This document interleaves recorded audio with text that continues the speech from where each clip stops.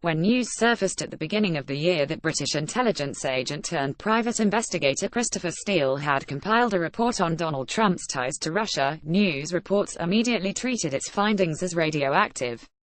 The implications of Steele's reporting were spy movie unreal. Trump was the subject of Russian financial and even sexual blackmail, and he and his advisors had been openly colluding with Moscow. Two details in particular made the dossier seem suspect. First, its report that Trump had paid Russian prostitutes to urinate on a bed that had been used by Barack Obama. And second, the report alleged that Michael Cohen, a Trump crony with Russian contacts, had met in Prague with Russian intelligence officials. The Golden Shower's detail, while unconfirmed, seemed too bizarre to be plausible. And Cohen shot down the Prague allegation forcefully. The report of his meeting was totally fake, totally inaccurate. Cohen said, "I'm telling you emphatically that I've not been to Prague, I've never been to Czech Republic, I've not been to Russia." Cohen's denials helped shape skeptical coverage of the dossier.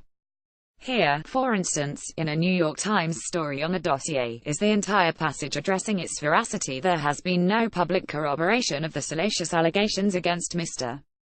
Trump, nor of the specific claims about coordination between his associates and the Russians. In fact, some of those claims have been challenged with supporting evidence. For instance, Mr.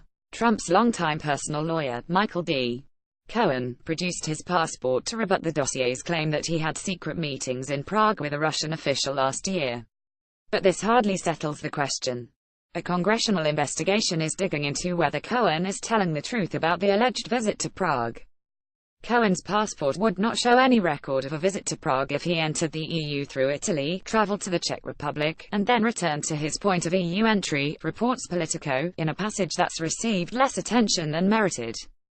A congressional official said the issue is still active for investigators.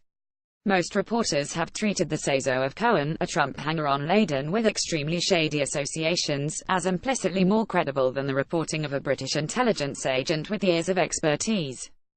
That is probably a mistake. And what about the bit about the prostitutes? The detail has been endlessly described as salacious, placing it in the category of National Enquirer-type gossip of dubious veracity. We don't have any idea whether that detail is true. However, Brian Butler made a fairly persuasive case that Trump has displayed during his presidency the exact same kind of pathological, self-destructive jealousy of Barack Obama, who had publicly humiliated Trump 2 years before the alleged incident. As time goes by, more and more of the claims first reported by Steele have been borne out. In general, there is a split between the credibility afforded the dossier by the mainstream media and by intelligence professionals. The former treat it as gossip, the latter take it seriously. Unverified private reporting should not be taken as gospel truth, and no doubt some of the tips Steele picked up are false. But we should probably be giving far more weight to the possibility that the darkest interpretation of Trump's relations with Russia is actually true.